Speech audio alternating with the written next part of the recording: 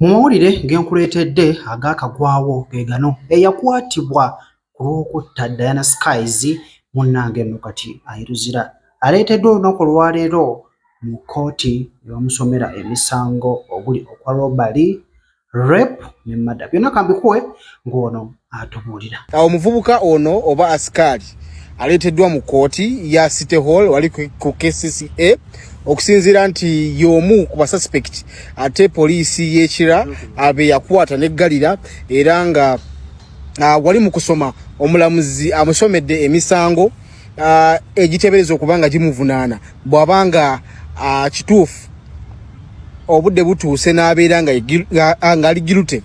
So abamusomedde omusango okuli ogwa rape, ogwa murder, kwokusa ne gwa robbery since nti yasangibwa ne laptop bag n'ebirala ebiteeberezebwa okuba nga bya Diana Skyz era nga abirina. So kkooti emugambye omusango guvunaanibwa gwa naggomola era kkooti eyo terina buyinza ate buwoza musango gwe era ne bamusindika eruzira mpaka nnaku z'omwezi nga 3 March ate gy'anaava akomewo balabe oba okunoonyereza kunaaba kuwedde bamusindike mu kkooti enkulu eyo gy'asobola okuba ate ng'awoza anakkiriza nti oba yatta omuntu oba n'agaana basically n'okwogera ebyaliwo.